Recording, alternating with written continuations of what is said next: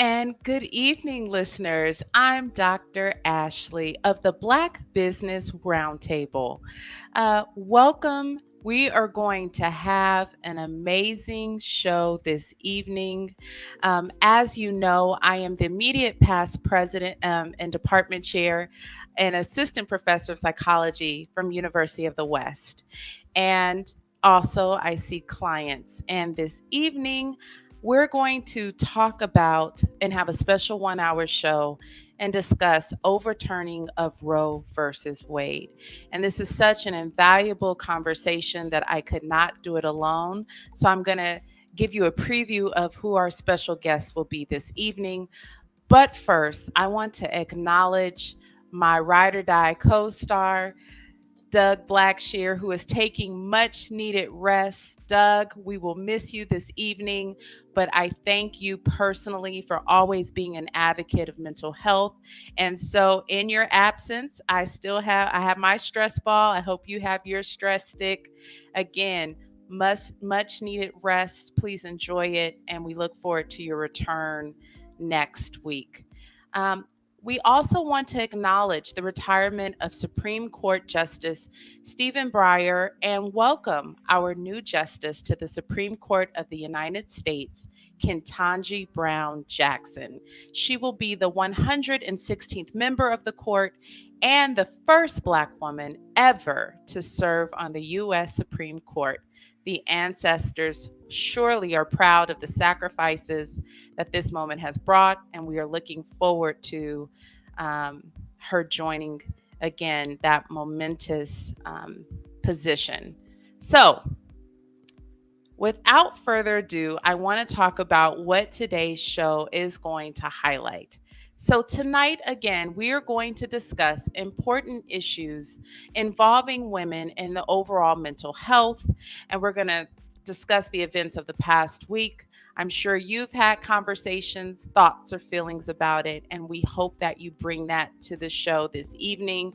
Additionally, we're also going to touch on the sentencing of R. Kelly to 30 years in prison for crimes committed against girls and young women. That just came down on June 29th. So, our guests include today, I'm going to have a weekly Therapeutic Thursday check in, per usual, with our special guest, my colleague, Dr. Elizabeth Burke, who is chair of the Department of Psychology at University of the West. She is a professor and clinical psychologist. We also on the show, as always, want to celebrate our social justice warrior, Janani Ramachandran. Happy birthday from the Black Business Roundtable. We're looking forward to your return later in July. Remember, Janani is running for City Council District 4 in Oakland. Please support her platform by visiting her website, Janani, FOR, Oakland.com, as well as visiting her Instagram page. And its handle is at Janani, the number 4, Oakland. Now, so much is happening, we know locally in politics, but also nationally. So let's get ready for these national political highlights. No matter where you live, give the gift of paying it forward and register to vote and help your community this year and into the future. Congratulations to the Georgia candidates, Marcus Flowers, who's a friend of our show, Senator Raphael Warnock, Stacey Abrams, and also Val Demings of Florida. And then, in case you missed it, as far as our local political campaigns, there were winners. Pamela Price, friend of the show, received 43% of the vote, and then Terry Wiley, 27%, and Yesenia Sanchez beat out George Ahern. Gregory Ahern. So women are making it happen and moving us forward in the Bay Area and beyond. So I would like to also acknowledge the Equal Justice Initiative for their historical moment. So on this day, June 30th, 1829, Cincinnati, Ohio forces hundreds of Black people to leave. So, again, officials in Cincinnati, Ohio issued a notice requiring Black residents to adhere to laws passed in 1804 and 1807 aimed at preventing, quote, fugitive slaves and freed Black people from settling in Ohio, which forced hundreds of Black people to flee. Now, this 1804 law required every Black person in Ohio to obtain proof of freedom and to register with the clerk's office in his or her county of residence. It also prohibited employers from hiring a Black person without proof of freedom, imposed a fine on those who hid fugitive slaves, and provided to any person asserting a legal claim to a Black person a procedure for retaking and possessing his or her Black or mulatto servant. And the 1807 amendments to this law required Black people seeking residence in Cincinnati to post $500 bond guaranteed by two white men. In addition to increasing fines for employing a Black person without proof of freedom, um, assisting, quote, fugitive slaves, the 1807 amendments prohibited Black people from testifying in court against white people. And again, the 1804 law and the 1807 amendment failed to stem the growth of Ohio's Black population. And by 1829, Black residents represented at least 10% of Cincinnati's population. In another attempt to discourage Black residents in Cincinnati, officials posted a notice informing the public that the 1807 law would be rigidly enforced and warned against helping any Black person in violation of the law. The full cooperation of the public is expected in carrying these laws into full effect. So, recognizing the notice as a threat, hundreds of Black people organized, requested, and were granted asylum in Canada. And again, that is, want to acknowledge the Equal Justice Initiative that compiles this history that's invaluable. And again, it's interesting, attending Howard University, we were always identified by where we were from. And so I'm not surprised. Now I even understand more why the residents of Cincinnati, that they affectionately called Nasty Natty, were as proud as they were. So again, Black people have always had to respond to systematic ways of being pushed out by standing firm or reclaiming other land.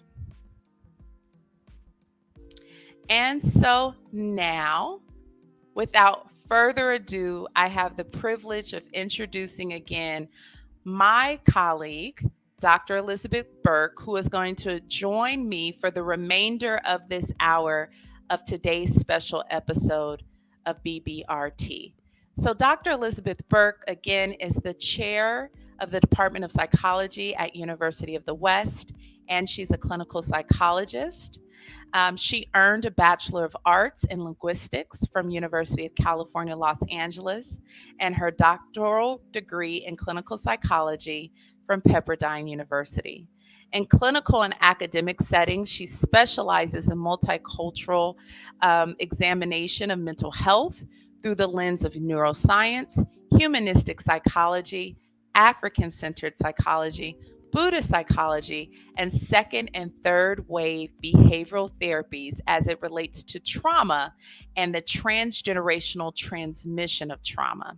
She believes learning is interactive and strives to make learning environments rich in discussion and the acquisition of knowledge empowering. During the summer, Dr. Burke directs a literacy program for youth residing in South Los Angeles, and she has published in the areas of autism in adults, historical trauma, trauma recovery, spirituality in children and adolescents. And I had the privilege of publishing with her during the pandemic, redefining productivity during COVID. Dr. Burke, welcome to the show. Thank you so much for joining us today. Oh, yes. Thank you for having me. Thank you so much. Ooh, yes, a lot going on.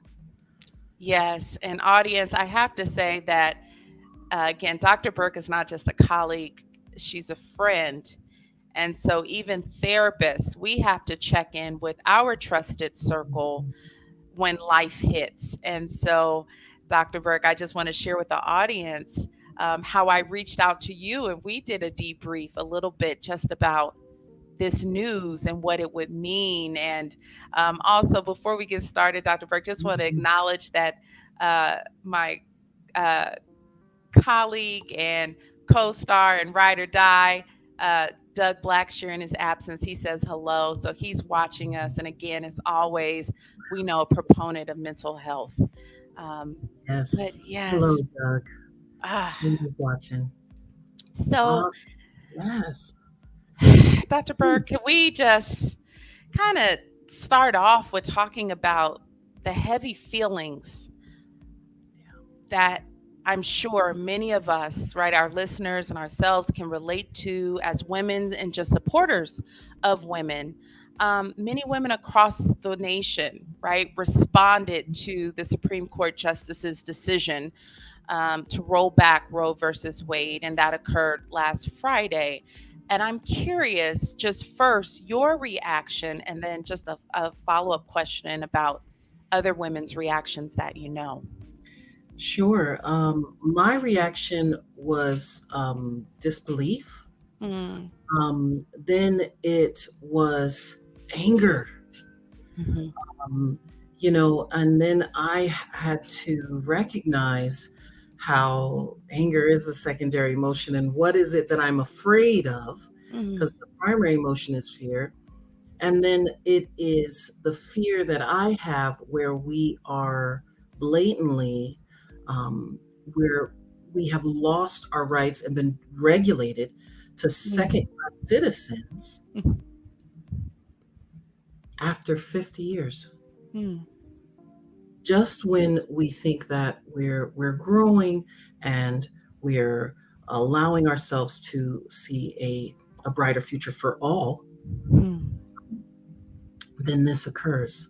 So really sitting with how heavy this is mhm, and how it really sometimes I've had to check myself to not become too upset, mm, because I could feel myself if I were to allow it to even become enraged mhm, about it. mhm, But knowing that all of that energy in that direction is not the helpful mm, direction.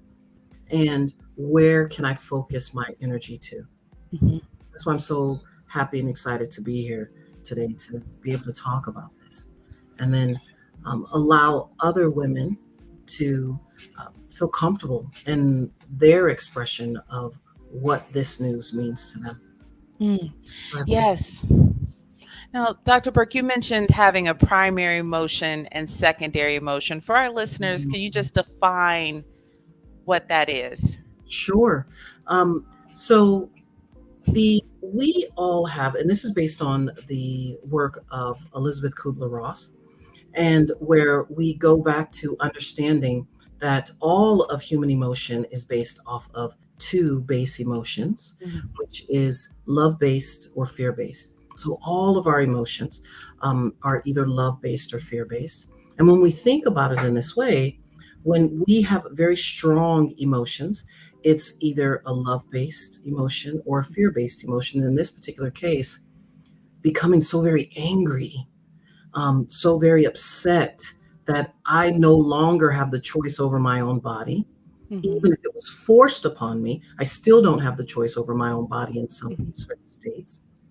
And becoming angry about that, becoming as though feeling as though if I were there, if I were stuck in that situation, I would feel helpless. mhm, Um, that anger I recognized because it was increasing so rapidly that I realized I do a special checking in with myself often.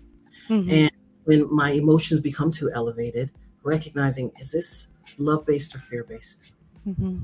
And then also noticing, okay, my anger is that secondary emotion. What is my primary emotion? Because I'm just getting angrier and angrier as I think about it. And I think of all the implications and all the possibilities. Um, and then recognizing, well, my fear is that we will, as we have been outwardly um, regulated to be second class citizens at this point. Um, Mhm. and now that would grow and it would Mm. continue to grow and continue to oppress women. And then how backwards are we moving in Mhm. terms of women's rights and rights for all? So I had to Mhm. go back to the base is the fear. And Mhm. then that those fears are not reality, they're only thoughts. Mhm. And then recognizing that I still have the ability to make a change, to do something about it, to do something different so that we don't have to see um, these scary thoughts to become reality.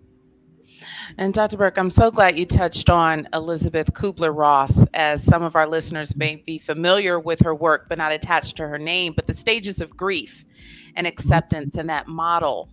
And I know I want to kind of touch on that a little later so that people can recognize maybe some of the reactions they're having, the despair, the fear, the hopelessness, the anger, the rage, is related to those stages of grief, especially. Thankfully, we had some heads up that this was brewing because of the breach that happened a few weeks ago. But I think some of us were really hopeful that that was not going to be the case. But just especially when the rug is pulled from underneath us, this idea of how our body tries to regulate itself and adjust to this new normal, that's understandably scary. And so, as you're mentioning mental health, specifically for women in the US, um, what are some of the, you think, the implications? What are our colleagues in the field? What can we do to kind of, again, expand our availability to people that may be thrust into crisis because of this decision? There are various ways in which individuals like ourselves, especially in the mental health field, who are clinicians, therapists, and Hmm. coaches, we can volunteer our time to do pro bono work for individuals who are experiencing these types of difficulties and hardships, and really be able to support others like ourselves in our communities. So that's one way. Hmm. And very important. And then, so I want to get real for a little bit, Dr. Burke. So you and I Sure. both work with individuals. We both have worked with couples. Mhm. I want to give you a scenario. Thinking about the young women first, I know you're also parents. I'm going to ask you to put your parental hat on for a second, but thinking about the young women that may be in a dating relationship where this ruling impacts them, what are some questions? What are some reflection questions that they can do to engage in? What are some maybe conversations that they can have with their partner to advocate for their needs? Mm, Mhm. that is a really good one. What could types of conversations could they have with their partner Mhm. to advocate for their own needs? Well, it's interestingly enough, the thing that I think about are um, the thing that comes to mind, that floods to my mind, is how certain Republican representatives were coming out and they were saying, it's up to the woman to regulate the amount of semen that goes into their body, and it's our responsibility, Mhm. um, and that we should be able to regulate that, and that's our responsibility. Um, is so very frustrating Mhm. when you think about how it all happens.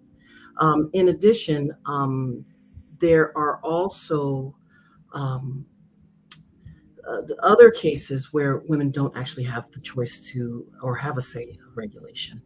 Mhm. Um, However, you're talking about a situation where individuals are in a relationship Mhm. and they are with their partner. Mhm. Well, in these states where they are really affected by this new ruling, it's really important to understand what type of a engagement in sexual activity that you're Mhm. going to have, Mhm. because it will literally change the trajectory of your life Mhm. at this point. And so, really talking to your partner, and having these conversations about um, how much would we engage in sexual activity? What are the precautions that we're going to take? Making sure that we have the protection that we need, that we're Mhm. engaging in family planning if it's an individual who we'd like to plan a family with. And if it's not an individual who we'd like to plan a family with, then even more so making sure that we have all of the protections that we need to prevent us being put in a situation where we Mhm. become incarcerated, Mhm. we become jailed, fined, sentenced, taken away, losing our life or our freedom. Mhm. No, thank you for that. And a piggyback on these strong words. Can you put on your parental hat for a second? So I have Mhm. the privilege of being a godmother to tweens, to two tween girls, and I know you being a parent. What advice would you give to parents about talks regarding sex, sexual safety, and Mhm. whatnot? Because I imagine one of the first things that I actually filtered through was the approach, how the conversation will change to those 18 and younger who maybe don't have the potential foresight of permanence, right? We know the frontal lobe does not, again, isn't fully crystallized until around age 24 and 25. So we know one of the issues with raising teenagers, or the fun challenges, is getting them to understand that some things are permanent, like things on the internet. But in this sense of how might you um, think that parents may have to shift talking about reproductive health? That's a really great question. That is a really great question. Even more so now than ever, parents would need to have this conversation as early and as candidly as possible. Mhm. Mhm. Because if parents think that they can save and wait to have this conversation, especially in these states where this has affected them, this Mhm. ruling has affected them, there is no time to waste. Mhm. A mistake cannot be made. Mhm. So having this conversation candidly and early, it's interesting because as you were talking about before, uh, working with young people over the summer, Mhm. elementary, junior high, and high school students over the summer to help them. Oftentimes we would have, Planned Parenthood or things like that, or speakers come in and talk about reproductive health, family Mhm. planning, sexual Mm. health. And one of the things that happens was, some parents just feel like, I don't want my children to know about this, or perhaps they feel uncomfortable about Mhm. talking about it. And so they don't want their children to learn about it because they're uncomfortable. But Mhm. regardless if the parent is uncomfortable or and they don't want their children to learn about it, it's still occurring around them. Mhm. Um, Mhm. they still could be in a situation where they are coerced um, Mhm. to engage in certain behavior that it would help them, it would benefit them more if they were more prepared for Mm. what could be said, what is happening, being very protective over their body and who they're with and where they go, and being aware of all these things. Yet at the same time, really talking to someone about, because dating and things like that happened when we were doing this. I was actually engaged in doing this work with UCLA, Mhm. And we took parts of their program to really help us, because they have this really effective program where I believe it was in Venice High School and another high school, junior high school. And what they found early in this work is that when they were talking about reproductive health to high school students, Mm-hmm. it was too late. Mm-hmm. Mm-hmm. High school students was too late. Some of the youth were already sexually active, already pregnant, and in a lot of cases. And Mm-hmm. so the important thing to understand is that the timing of this, they realize we really have to focus on junior high school students.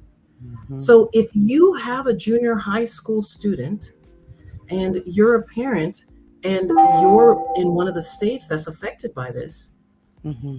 it's important to have these conversations early, because at this point, a mistake cannot be made for young girls and young women for something like this to happen to them. The consequences are too dire. Right, right. And as you mentioned, junior high school, and even in some cases, elementary. I remember having a peer that was older than me that was pregnant in the sixth grade. At that time in California, sixth grade was still considered elementary school, and coming home and talking to my mother about that. But as you mentioned, Dr. Burke, in these conversations, I want to kind of go now up to an older age group of women 18 and older. You and I both are familiar clinically with the trauma that can occur, not just with unwanted pregnancy, but with pregnancy that isn't viable and cannot be carried to term. And so when we think about the compounding loss of having a miscarriage,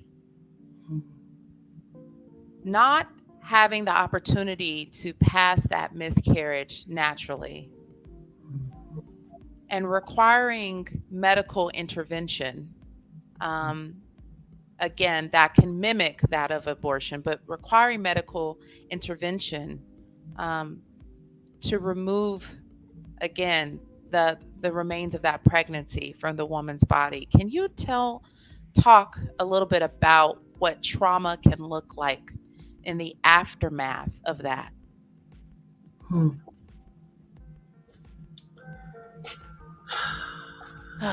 As we talk about Elizabeth Kubler-Ross, and we're talking about grief and loss and understanding that, you know, one of the things that you're saying is that someone who has gotten pregnant and they needed medical intervention to be able to stay alive. Mm-hmm. Mm-hmm. So there's the trauma that happens now in the states that are affected by the ruling. This is going to change because there might be a fear that I don't even want to go to the hospital because I might be arrested. I might lose my freedom, because they don't understand that my body is in a place. All they know is that I have been put on the registry that I was pregnant, and now I'm miscarrying for some reason. And then that young woman could be brought to trial, right? Nevertheless, so there's a fear there, and that could occur. So then that would add another layer to the trauma. However, even in the states where we still have rights over our own body, there is a longing and a desire to love and care for that child that is unborn. And there's plans being made for that child that is unborn. And then to go through the devastation of the body being unable to carry the pregnancy to term. And then not only that, not being able, so that's one, an issue that a woman would have, like, oh, my body isn't able to carry to term. That's a particular trauma, because there's so much societal pressure on a woman to be able to have a baby. A lot of times women who are like, oh, I prefer not to have a child. What? Mhm. Mhm. Why would you do that?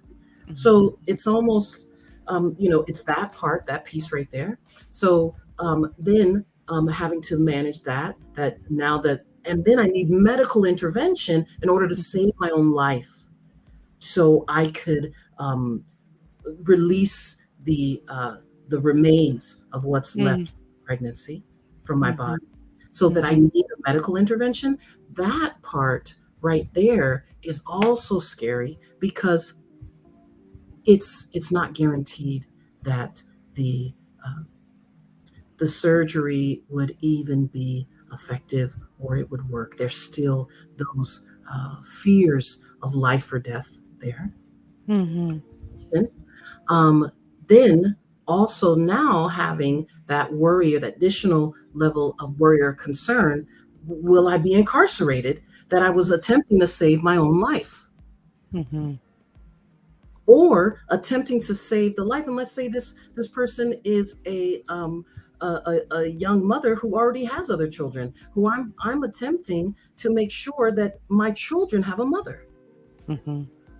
Mhm. You just laid out, this scenario is Mhm. 5 different layers of trauma that one would have to work with and work through to be Mhm. okay with this scenario. So what how that affects each, and then we're talking about this ability to carry a child to term and things like that, and how much Mhm. that's a part of this social pressure for women. And in some cultures it's even more intense than others. Mhm. So when you're talking about, what would that look like, um, Mhm. clearly it would be unique to each woman who's in their case, about the amount of support that they have, the Mhm. amount of financial capability they have, Mhm. as well as the amount of mental stability and support that they've have around them to be able to even manage something like this. Dr. Burke, since I have you here and I realize that we're talking about trauma, and given that you're an expert on the subject, how might someone know that they may be experiencing symptoms of trauma? Right? Because so Um, many people are resilient that they may say, "Oh, I lived through this, but it doesn't bother me. It doesn't affect me. I got over it." And we were just having a conversation earlier this week, I think, about scars versus wounds. But how might someone check in with themselves to know signs of trauma? it's interesting to understand the signs of trauma. Um, One of the things that happens in the signs of trauma, and I think that you and I had touched on this earlier, but I love this, and this is really a nice, good place to start. Hmm. But it is when we realize we're holding on to a hurt, a particular hurt that begins to ruminate over and over and over and over again. And it pains us, it hurts us, it causes us suffering, but it goes on and on and on in our own minds. Hmm. That is a sign that our boundaries have been crossed, Hmm. possibly violated in some way, Hmm. and that those boundaries that were crossed is understanding, like, that is the sign right there. Hmm. That is the key. Now, that our thoughts, our cognitive thoughts, will just ruminate, ruminate, and ruminate, right? Hmm. And then this is something that bothers us. It brings us pain and suffering. Hmm. Hmm. That's a sign. That's a Hmm. sign. Now, some of us have been very used to enduring certain Hmm. pains, Hmm. and we've been very good at cognitively pushing things down, Hmm. right? Hmm. Well, um, to quote Dr. Vanderkolk, the body keeps the score. So Hmm. we cannot hide from our own bodies. There will be aches and pains, and the bodies are like, what is that? Where is that coming from? Because we're so used to pushing it down and saying, I'm not going to think about that. I'm not even allowed to think about that. Like, just, I don't have any support. I'm not My feelings aren't welcome, so I just push it down, and I'm so used to pushing it down. But the Mm-hmm. body remembers, and the body calls out. Now, sometimes the body will have aches or pains or something of that nature. Mm-hmm. But then there's also one other sign.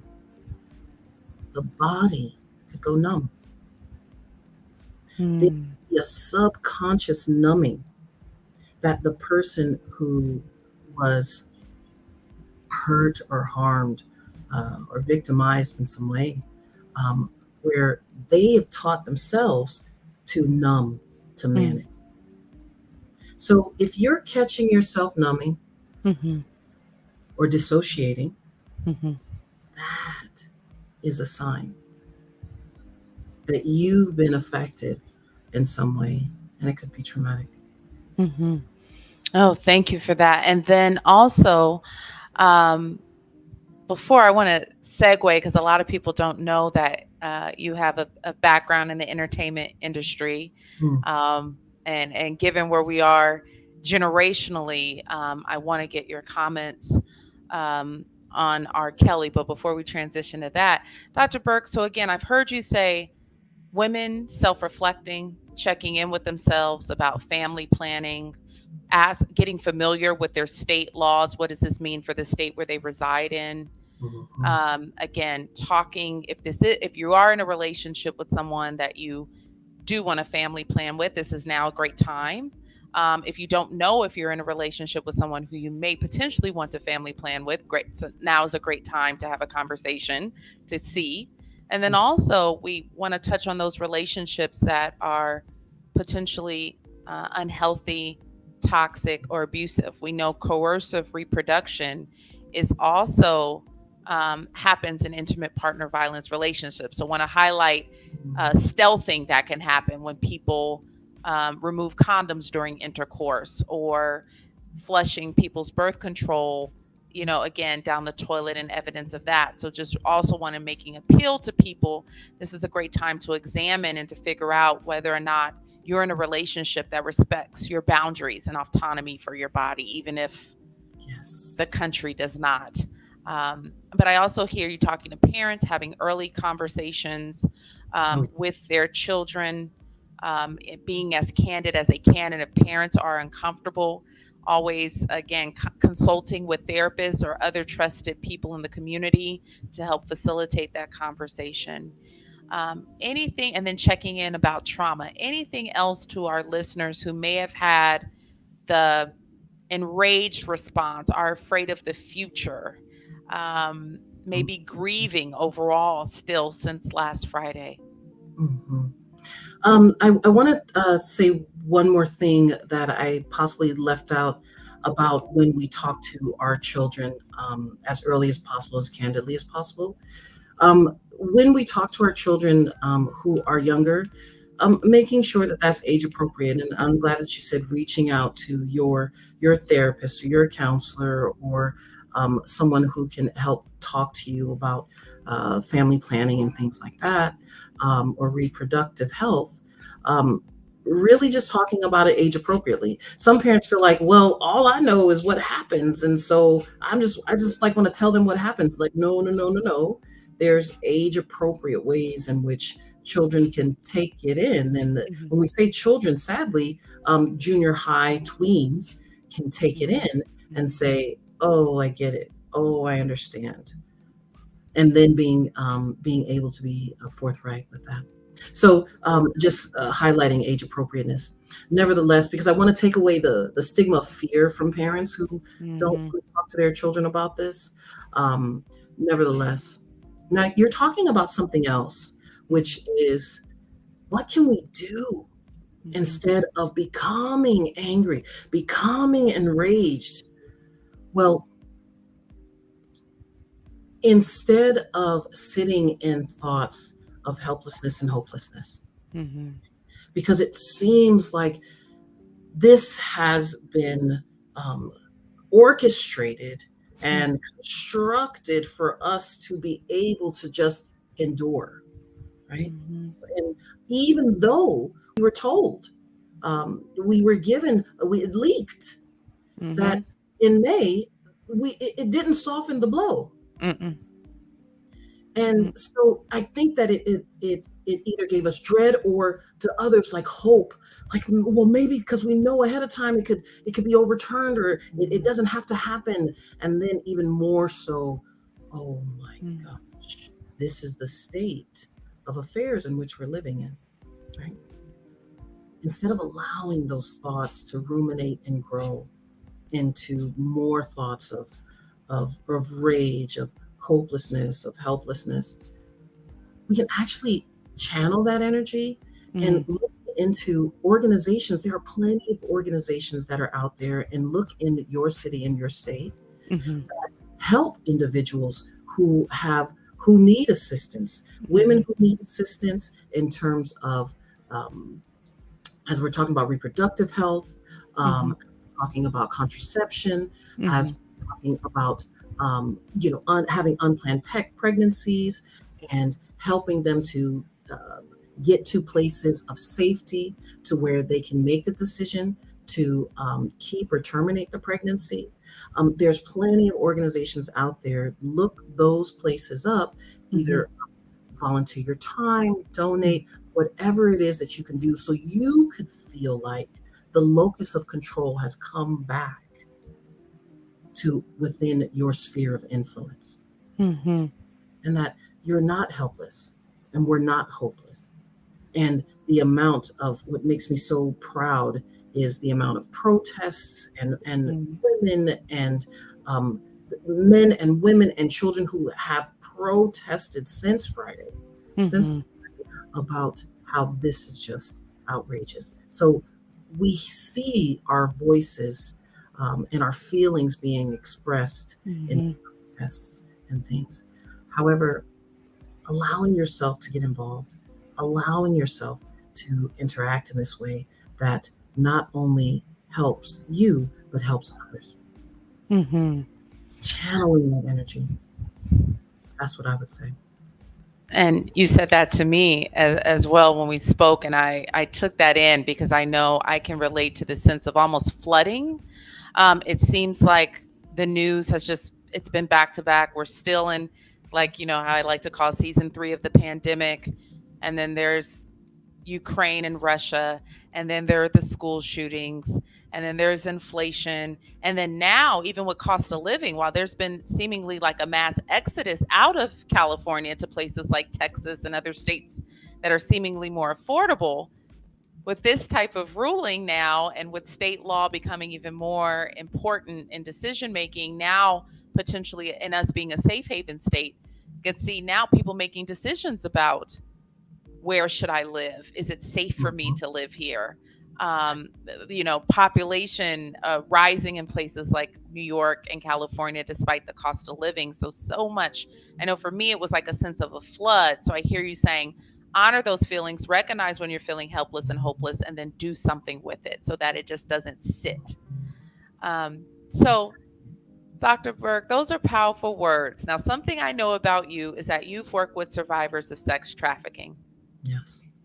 And you also have a background in the entertainment industry. Mhm. And so, just while many of us were digesting the news about Roe versus Wade, Mhm. R. Kelly was sentenced to 30 years in prison. And um, mhm. I see you nodding. I see you processing. Listeners, I am too. I still haven't, I think my reaction, because of just kind of desensitized right now, trying to gain my bearings on what I give my Mhm. energy to. I was just like, hmm. But I'm curious what your reaction was to that decision. You know,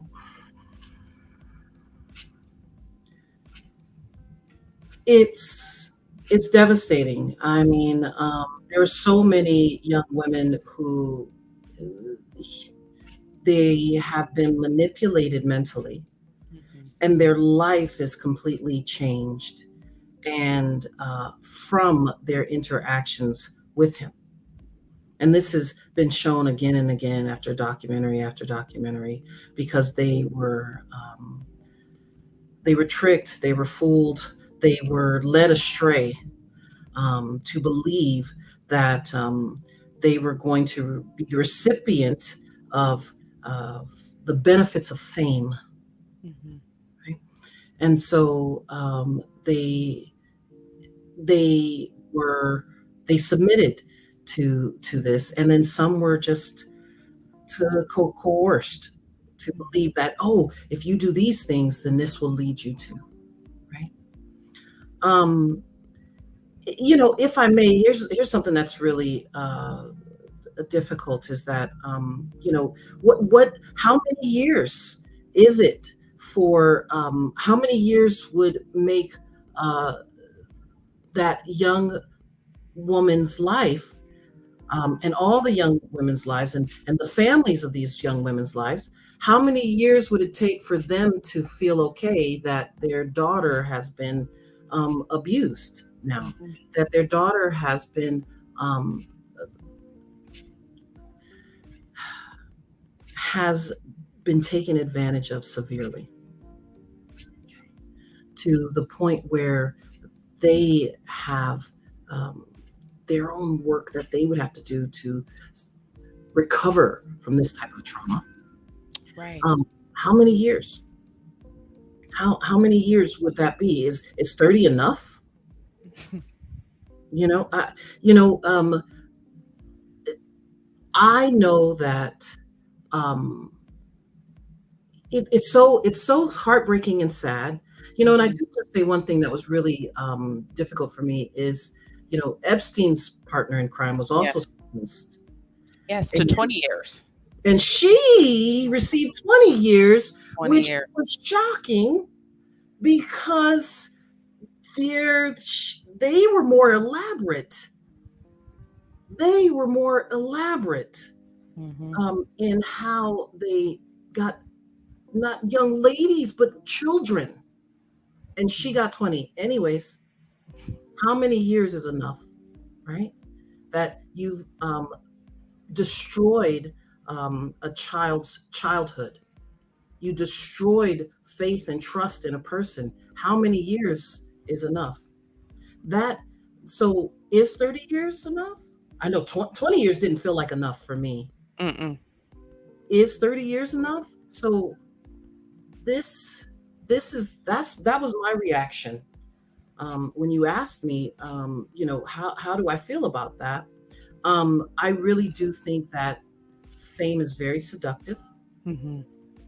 I think that people feel as though all they have to do is be discovered, and then they will be famous and Mhm. riding the wave of fame um, right along instantaneously, and having those hopes that they could.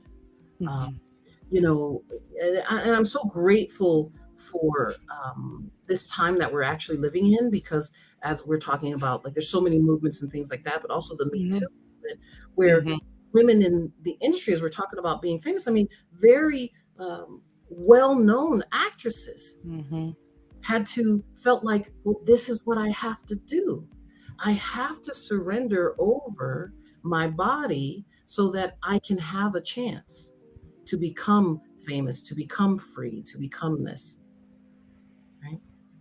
Um, so that abuse right there, where one seduces one with fame, um, there's no limit to Mm. what some might do, because becoming famous um, feels like to someone that is my end to becoming Mm. rich, and taking not only myself, my whole family out of a lifestyle.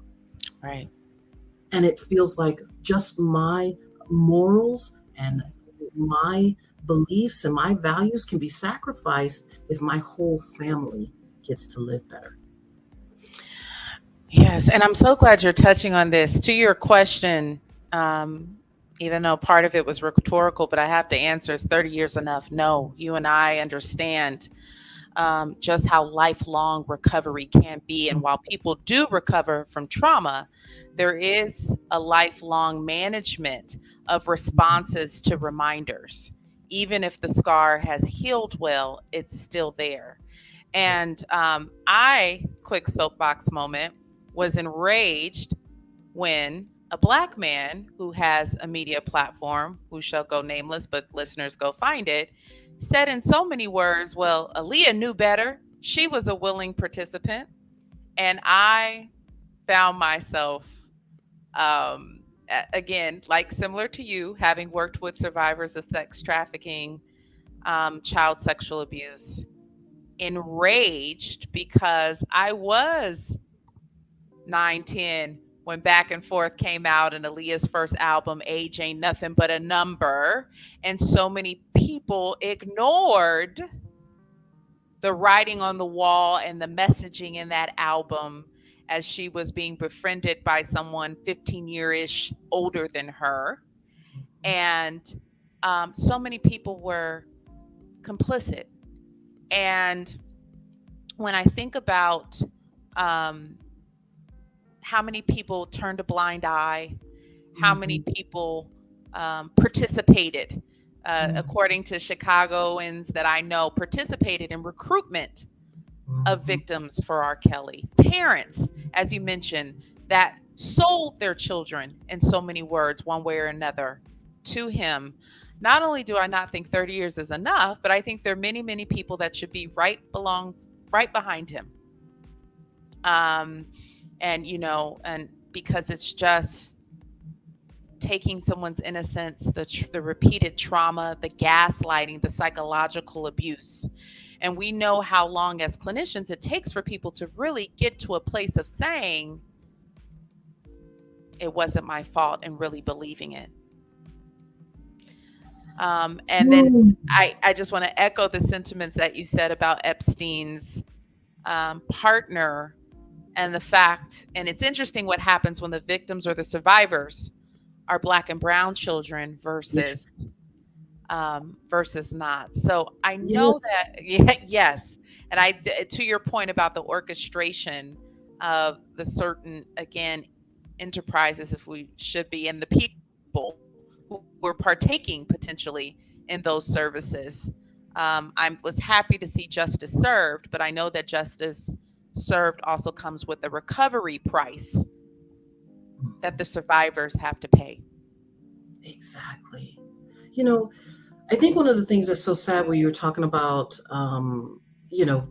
being I'm an Aaliyah fan as well. I loved her work. I even loved when she was going into acting, and then Mm-hmm. she was she died in that plane crash. I remember the day. Mm-hmm. Um, However, but the things that R. Kelly was doing, and then when people started to have these uh, murmurings about what was happening, it was almost like the same story that kind of happens in America, like young Black girls being abused. What else is happening? Mm-hmm. And this is the heartbreaking part, where it's almost as though, oh, okay, well, what are we really doing here? It's just young Black girls. Mm-hmm. And that's the part that's so heartbreaking. That's the part. And so, you know, we've talked about this, and there's a whole bunch of other things that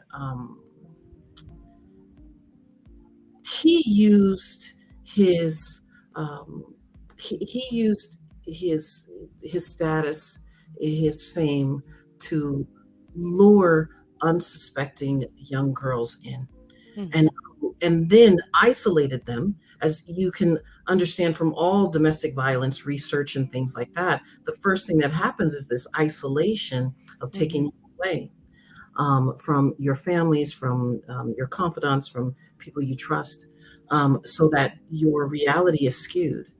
And then there is this other thing that happens when you are being tortured, if you will, to you're deprived of of interaction, of sensory, of things like that, so that when you actually get a chance to interact, Mhm. and this is working with individuals who've had severe trauma, that when you actually get an opportunity to interact, it's like the crumbs of living you're actually able to get. And then you're, oh, I'm so Mhm. grateful. I'm so grateful that I get to see the lights, that I can stand in the light or be in the sun or talk to someone else. And I promise I won't mess it up. And Mhm. it becomes um, this uh, mind tampering, um, Mhm.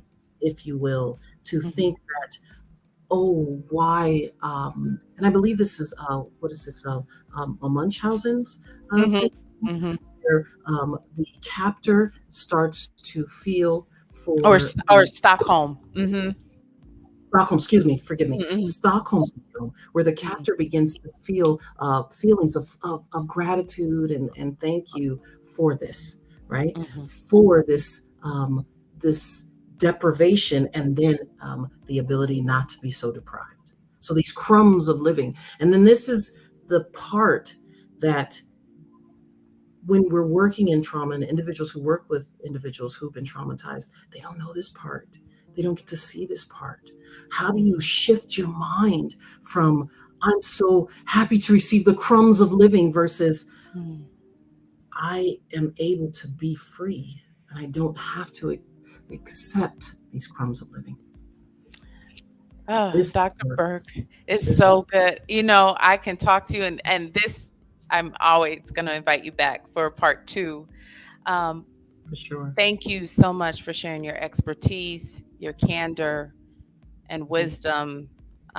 Such uncertain times, but I hear you saying going forth with power, reclaiming Yes. our, purpose, and using our emotions to stand tall and make a difference and be heard and felt in the world. Yes. And I am so very inspired. And so I want to thank you again for talking to us about trauma and resilience, and the natural reactions we're having to this decision. I want to thank Mr. Donnie Glover for his wonderful platform.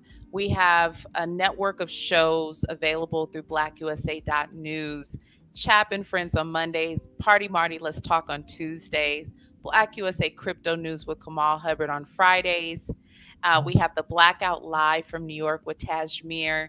And Sundays, we Mhm. have 60 Minutes and Black USA with Michael Haney. As always, we want to thank our main sponsor, Magnolia Engineering and Construction, Miss Tammy Willis, who is a Black female CEO. To learn more about her company, visit the website